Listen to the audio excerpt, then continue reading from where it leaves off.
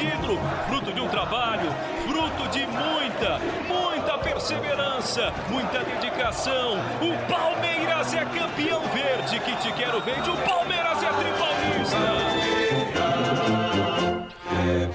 E é nesse clima que a gente começa mais uma entrevista aqui na Rádio Bandeirantes, entrevistando uma personagem fundamental, muito importante nesta conquista de Campeonato Paulista para a Sociedade Esportiva Palmeiras.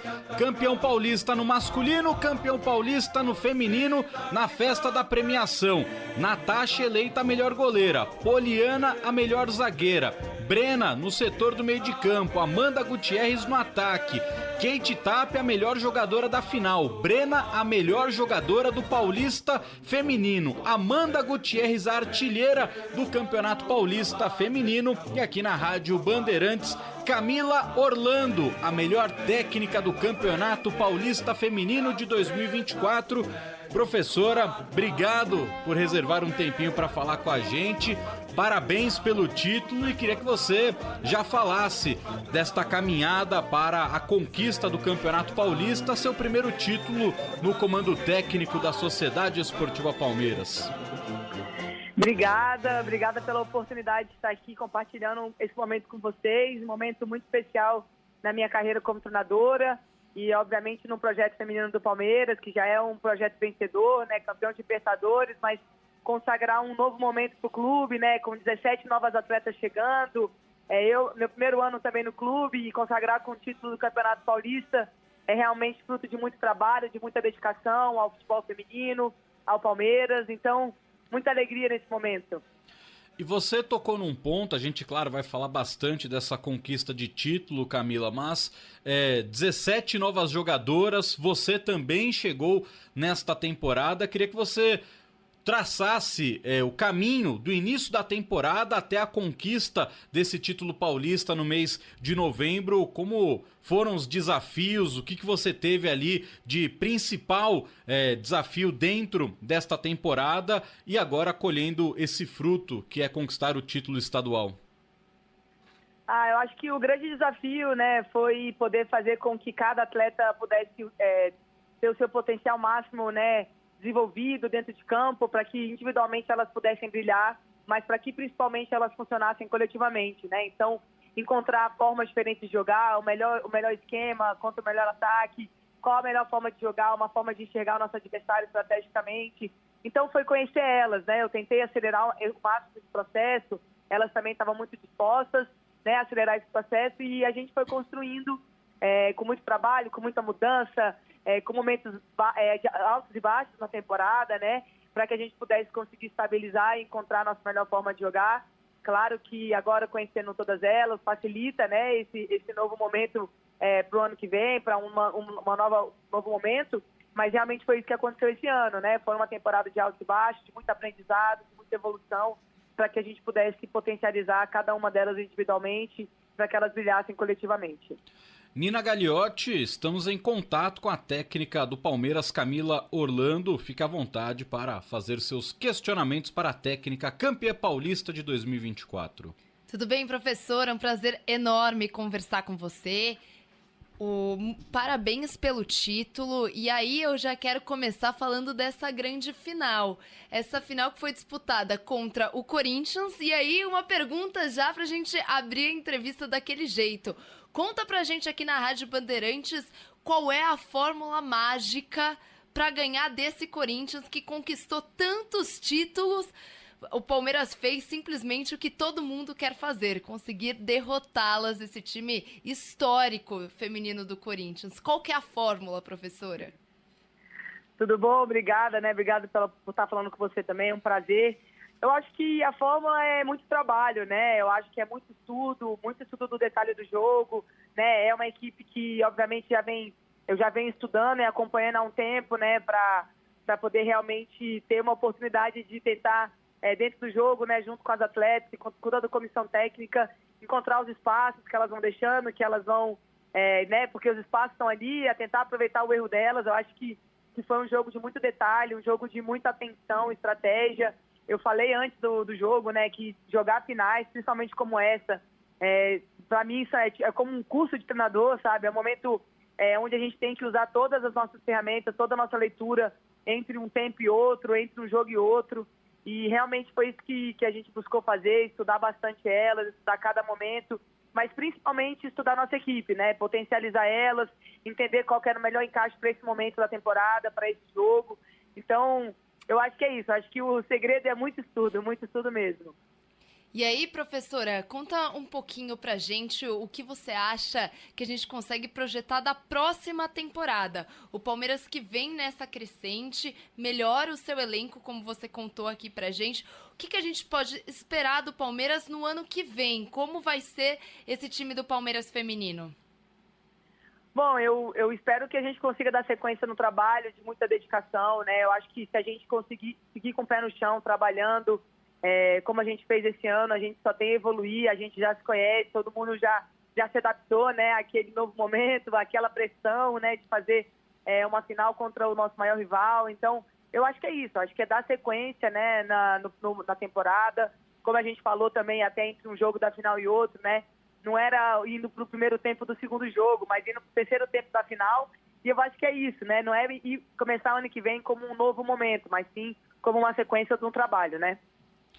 E um ponto também, né, Camila, dentro desse trabalho no Palmeiras, evidentemente, uma equipe ela é construída por todas as atletas, por toda a comissão, todo mundo que trabalha no dia a dia, mas a gente sabe que algumas jogadoras se destacam individualmente e o Palmeiras perdeu, né, uma das grandes craques da atualidade do futebol brasileiro, que foi a Bia Zanerato, e mesmo assim se manteve sólido, uma equipe muito forte. Queria que você falasse como foi também esse seu trabalho de perder uma das principais referências do grupo, mas encontrar uma Amanda Gutierrez, que é uma goleadora nata, uma Brena, que com a bola no pé é uma jogadora muito diferente, uma Bruna Caldeirão, que já está há muito tempo no Palmeiras, a Poliana também, uma jogadora bem experiente. Queria que você falasse que mesmo perdendo, né, uma peça-chave, uma peça fundamental, uma das líderes desse elenco, o Palmeiras ainda tem, né, muito material humano para entregar dentro de campo.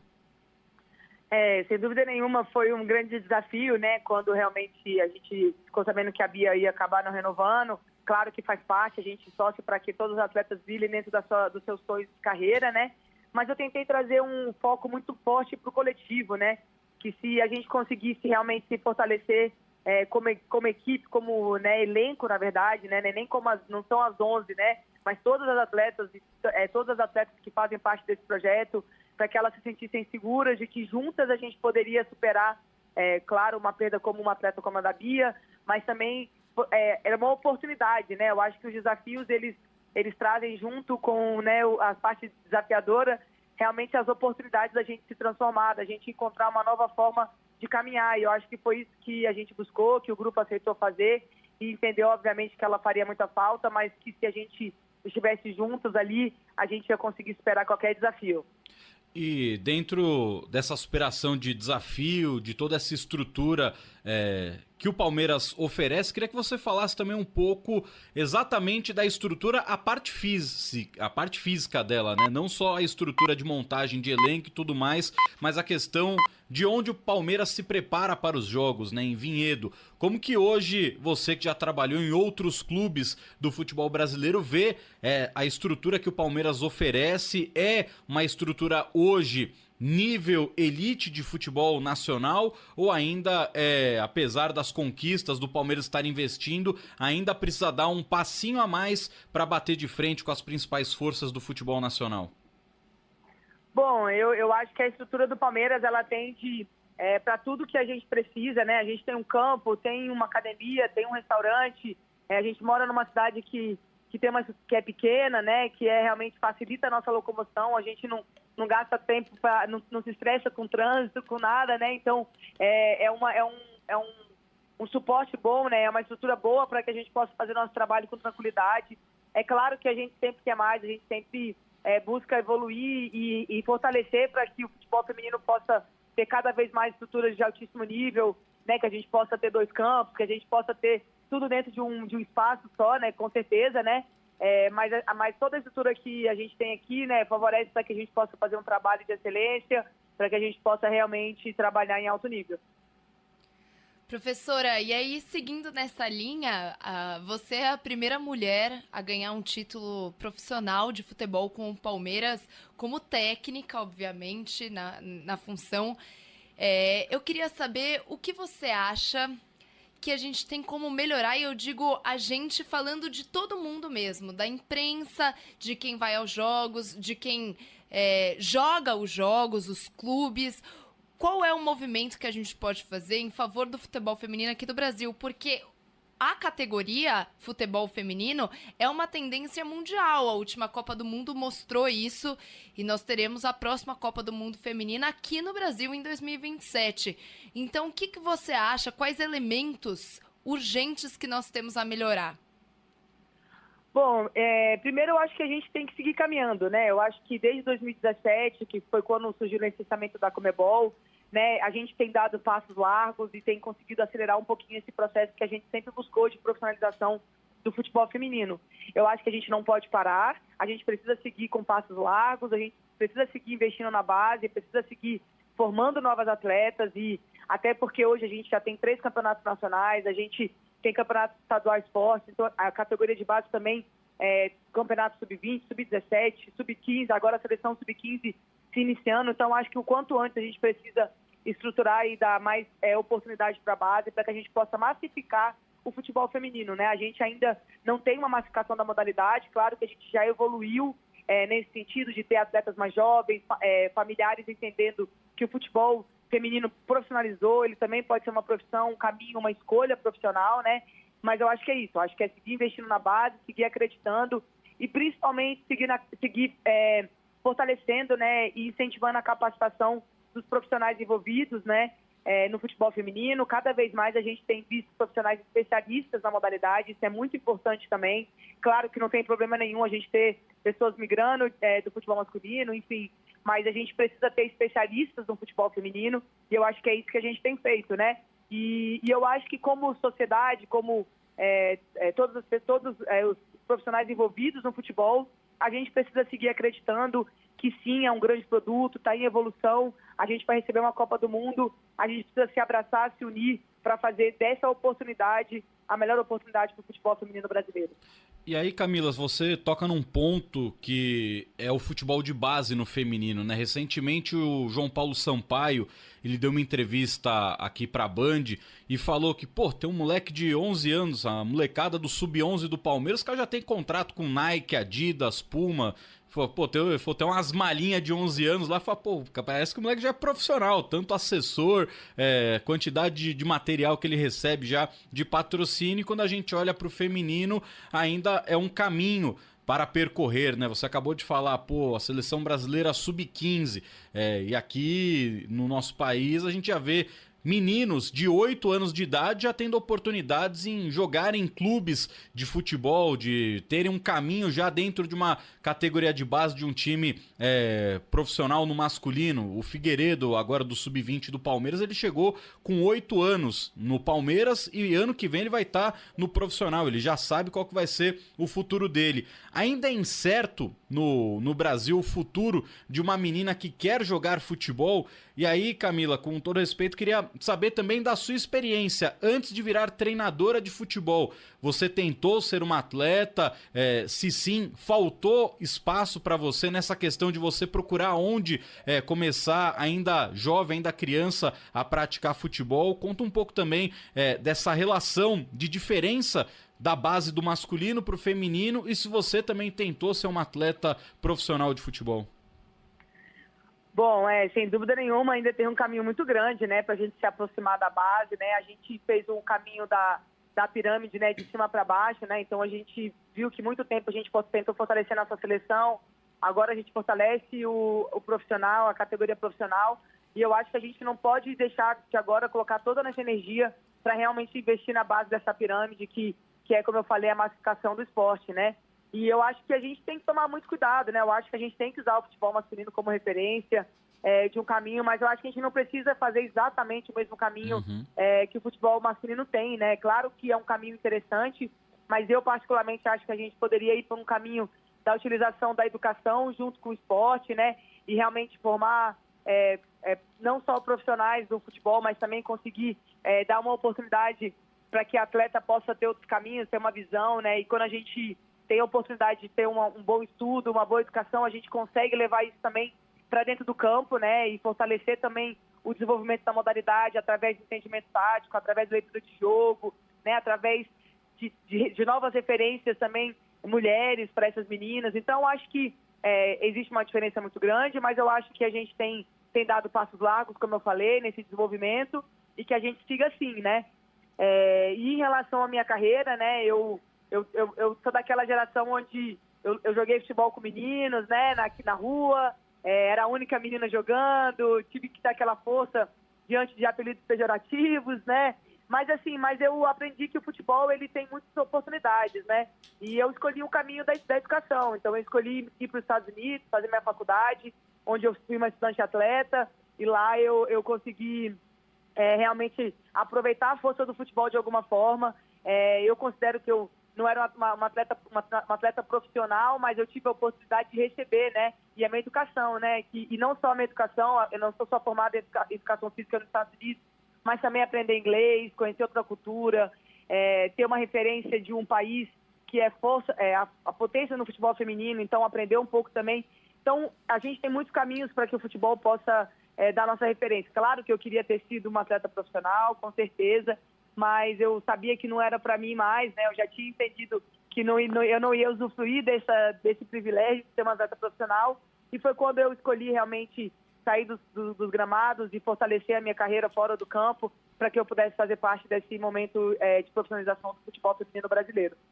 Camila, conta pra gente, e aí você falou que não gosta muito do paralelo entre o feminino e o masculino, mas eu acho interessante trazer isso aqui pra cá. Por exemplo, a gente pode falar que o Vinícius Júnior tem como objetivo da carreira dele ser o melhor jogador do mundo, ganhar a bola de ouro. Não é loucura falar isso. E aí no futebol feminino a gente tem sempre uma barreira no sentido de que a gente não sabe até onde elas podem chegar. A Marta, ela fez o inimaginável, ela alcançou tudo que ela poderia, e ainda assim ela não conseguiu ganhar uma Copa do Mundo com o Brasil. E a minha pergunta vai nesse sentido: qual é o seu principal sonho profissional como treinadora? Qual é o seu principal objetivo? Onde você gostaria de chegar?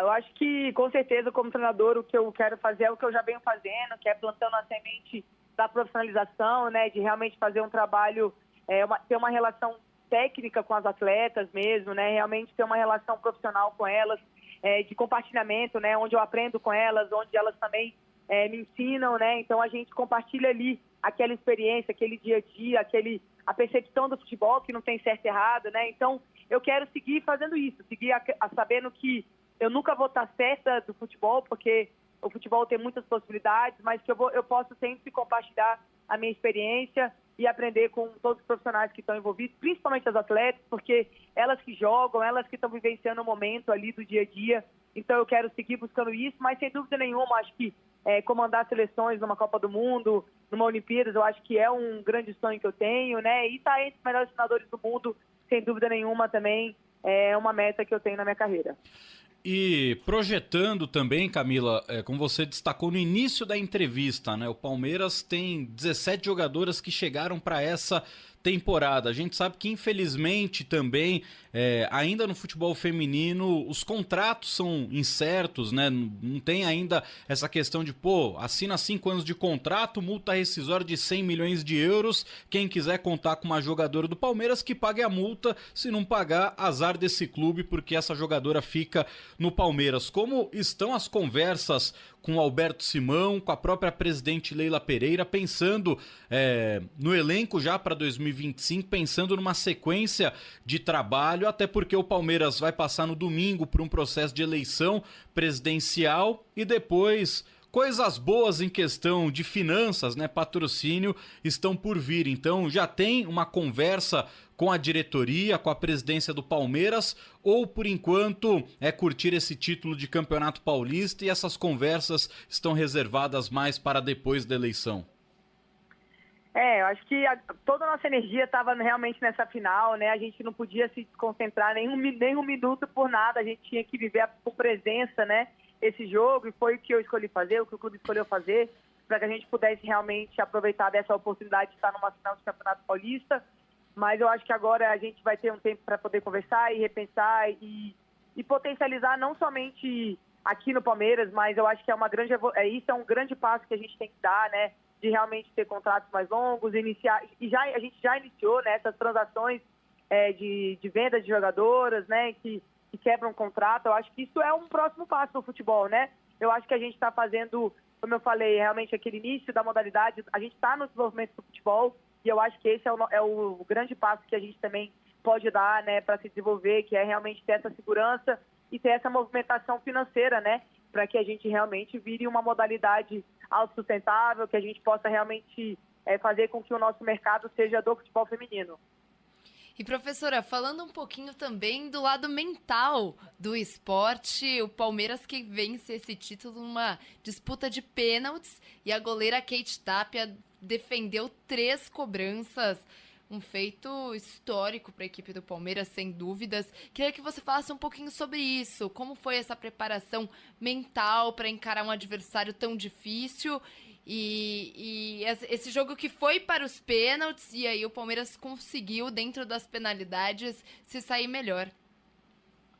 Eu acho que foi um ano inteiro também trabalhando em cima desse desenvolvimento, né? A gente falou que o futebol ele é técnico, tático, físico e mental, e que a gente precisava se desenvolver mentalmente, não só em termos de realmente de ter um controle mental, um controle emocional, mas também de outros aspectos realmente da nossa mente, né, da nossa leitura de jogo, da nossa percepção de espaço. E a gente vem fazendo isso dia a dia, desde o início do ano, fazendo isso dia a dia, trabalhando também o pênalti dentro do nosso treinamento, porque a gente quer chegar em final e a gente sabe que a gente pode chegar numa disputa de pênalti, né? A gente luta para que isso não aconteça, mas a gente tem que estar pronto. E foi o que a gente foi fazendo ano a ano. A gente teve a oportunidade de passar por uma disputa de pênalti no The Women's Cup, que foi um campeonato que deu uma bagagem internacional para a gente. Então, ali também acho que a gente ganhou uma segurança de que, poxa, a gente está pronto para caso a gente passar por esse momento, tanto as atletas de linha quanto as nossas goleiras estavam realmente prontas para viver aquele momento. Camila, para fechar da minha parte, com relação ao calendário do futebol feminino, a gente vê que os campeonatos, os principais campeonatos, né, paulista, brasileiro, eles têm uma reta final que é um mata-mata. Então, se você não chega na etapa de mata-mata, acabou a competição para você. Se você cai na semifinal, acabou também. Olhando, né, para aquilo que é praticado, pelo menos no futebol masculino, temos o Paulista, que ele tem a parte do mata-mata, a Copa do Brasil, que é todo mata-mata, a Libertadores, que tem a parte de mata-mata, mas o brasileiro ele é de pontos corridos.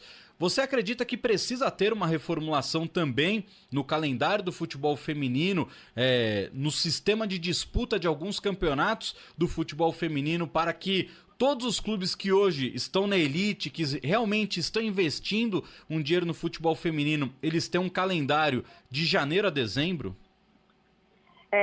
Com certeza, né? Eu acho que a gente já evoluiu muito nesse calendário, né? O Campeonato Brasileiro, ele é um jogo de ida e volta. Apesar de no mata-mata a gente tem a oportunidade realmente de fazer 28 partidas ali, né? Claro que a gente pode mais, e eu acho que é isso. Eu acho que talvez uma nova competição, mais alguma outra para a gente incluir e também ter mais vagas para Libertadores. Eu acho que são passos que a gente tem que ir dando junto com essa evolução, né? Eu já vi que a CBF gostaria de incluir mais clubes na Série A1. Então, acho que a gente está dando os passos natural de um desenvolvimento, de um calendário, né? Eu acho que a gente não pode se perder e tem que tomar muito cuidado para que a gente tenha realmente uma sequência que favoreça o desenvolvimento das atletas e não coloque elas em risco, mas eu acho que sim, eu acho que a gente tem que melhorar nosso calendário, ter cada vez mais jogos na temporada, porque isso facilita para o fortalecimento com os patrocinadores, com a televisão. Então, sem dúvida nenhuma, mas eu acho que a gente está no caminho. Camila, para encerrar, já que você citou a Copa Libertadores, que o Palmeiras já venceu, inclusive, qual a sua opinião sobre o formato dessa competição? Eu já adianto que a minha opinião é uma competição que é maltratada, literalmente nesse sentido. A Conmebol não trata com o carinho que deveria a Conmebol Libertadores feminina. Joga em uma mesma sede e aí num pequeno espaço de tempo, e aí você não pode ter o apoio da sua torcida porque esse ano, por exemplo, foi no Paraguai, e aí o Corinthians, que jogou, inclusive foi campeão, não pôde jogar em Itaquera, por exemplo, que sempre leva muita torcida. Qual a sua opinião sobre a Libertadores? Eu acho que é uma competição que a gente pode sim dar mais valor, né? Eu acho que toda a América do Sul tem investido muito no futebol feminino, em melhores campeonatos, e com certeza a Libertadores ela é o ponto-chave dessa evolução continental, né? Então que realmente a gente possa ter um olhar mais atento, que a gente possa evoluir, para que a gente possa realmente ter uma competição mais longa, né, durante o ano também. Eu acho que isso vai fortalecer o calendário e principalmente também trazer o valor, né, que a Libertadores tem também para o futebol feminino, né? Eu acho que a gente pode realmente fazer algo melhor e também dar mais oportunidades, dar mais vagas, para que a gente possa, de novo, né, de forma continental, massificar o nosso esporte, massificar o futebol feminino, fortalecer os campeonatos, fortalecer os países, e eu acho que a gente tem tudo para fazer isso. Prometi que aquela tinha sido minha última, Camila, mas agora para fechar, Claro, Palmeiras foi isso, é um campeão. Tava ali com torcida e uma pessoa especial na torcida. Ari Borges, deu para dar uma sondada se volta ou por enquanto ela é apenas mais uma palmeirense torcendo pelo sucesso de vocês? Eu espero que ela possa retornar ao Palmeiras em algum momento, né? Uma atleta referência para o clube, uma atleta referência para o Brasil, né? Sem dúvida nenhuma. Uma grande atleta torcendo muito pela gente, vibrando muito e querendo também que o projeto brilhe, né? Então, foi muito legal ter a Ari ali junto com a gente, mas por enquanto eu acho que é só especulação.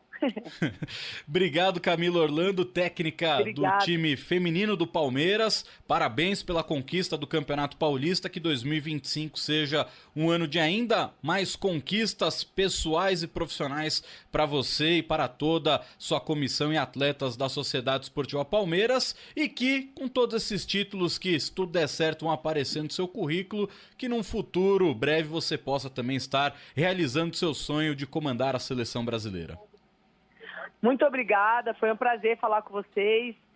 Obrigado pela oportunidade, é sempre um desafio, né? Ter visibilidade e poder compartilhar aqui com vocês foi muito especial. Obrigada mesmo por terem acompanhado, por terem dado essa visibilidade e esse momento aqui para eu poder compartilhar também com vocês. Muito obrigada.